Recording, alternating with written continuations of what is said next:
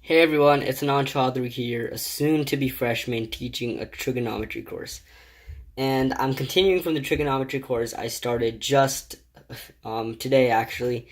And we're going to continue on and start solving problems because I feel like that's one of the key things in math. You always just need to practice and practice. So, we're going to start doing that. We're going to do a few more problems today in this video. And so why don't we just get started? So over here we have our first problem, as we're starting from number 2 because we've already done number 1 in the past from the first video of the series. Now number 2 says that sine A plus cos A is times 1 minus sine A cos A is equal to sine cubed A plus cos cubed A. So in the first video, I actually taught you guys all the 8 formulas, and so we're going to have to use those. So have those by your side, because I have them memorized by heart. I won't be needing them, but you guys should have them by your side just so you can memorize and follow along with me.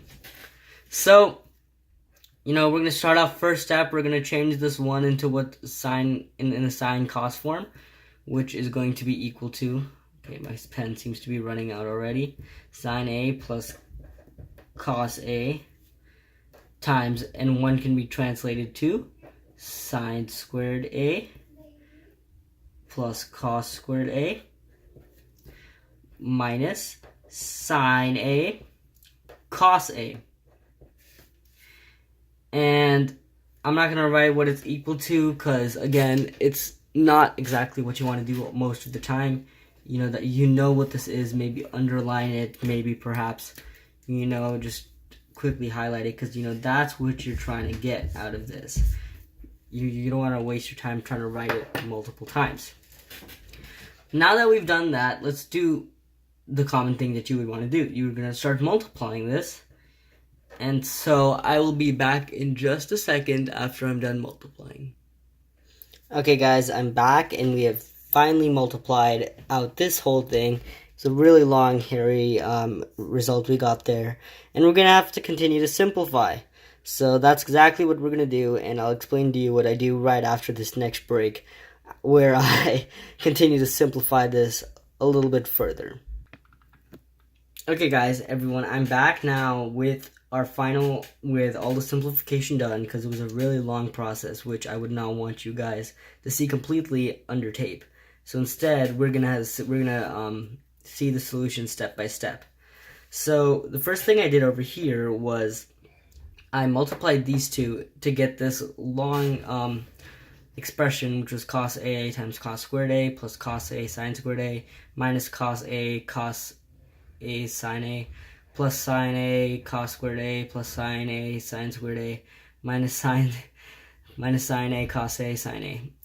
So then from there I simplified it further, which left us to cos cubed A plus sine squared A cos A minus cos squared A sine A plus cos squared A sine A minus sine squared A cos A, where I was finally able to cancel out some of these, like this was a positive version of this negative, so I got to cancel that out. This was a negative version of this positive, we've got to cancel it out, which left us with this final solution of cos cubed plus sine cubed. Now again, this simplification after the multiplication was all algebraic, and you guys should have all known that. Like, you guys can visualize my steps, see what I've done. It's all algebra, nothing trigonometry there. We only had to use, one formula throughout this whole time, which was the sine squared plus cos squared A. And we got our whole process done. And as you see, we got our final answer of cos cubed plus sine cubed A, which is exactly what we were trying to attempt to get up there. So yeah, that's basically the first problem we're going to do. Next problem, question number 3. Again, this is as complicated as it may seem. It's really not that complicated. So we have sine A by 1 plus cos A plus 1 plus cos A by sine A, which is equal to 2 cosecant A. Okay, so the first thing we're going to do is, since I don't see much of an application for any of the formulas yet, we're going to simply we're going to simply add these together. So the common denominator would be 1 plus cos A times sine A. So this is obviously divisible, so it would be sine squared A up here.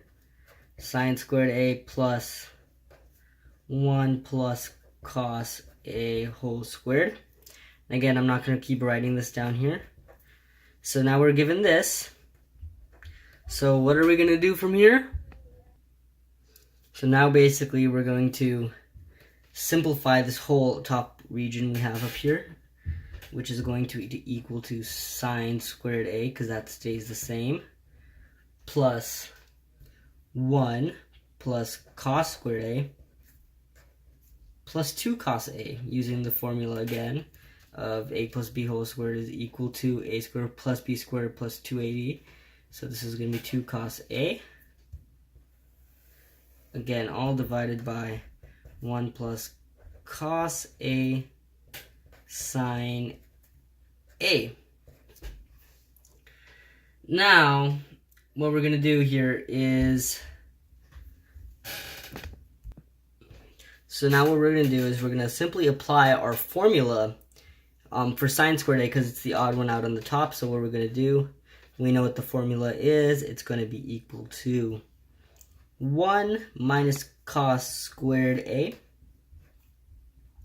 plus 1 plus cos squared A plus 2 cos A, all divided by sine A times 1 plus cosine A. Now simply, if we do all these calculations, this minus cos A cancels with that. And on the left, I'm going to simplify it from here, because this is going to equal to 2 plus 2 cos A. We can just take the 2 outside, and it'll be 1 plus cosine A again, divided by sine A by 1 plus cosine A. These two can cancel out, and we're left with 2 by sine A. Now, one of the formulas that you guys should have actually remembered here was that 1 by sine is equal to cosine. So now, since we have two of those, since we have two of these, we can just go and make it equal to 2 cosecant A. 2 cosecant A, because 1 by sine is equal to cosecant, so that's equal to 2 of the cosecant. And that is, by the way, you just got to remember, that's exactly what we were looking for up here. We have both of them, and that is exactly what we wanted. So thank you for watching this video. Again, for these next few videos, they're just mainly going to be problem solving. So this is the next two problems in this book. I know I'm going pretty slow, but it's just to make sure that you guys are understanding how to actually prove. So, I'm going to call these proof problems. So we're done with our next set of proof problems, and I hope you guys watch the next video for more practice on these proof problems.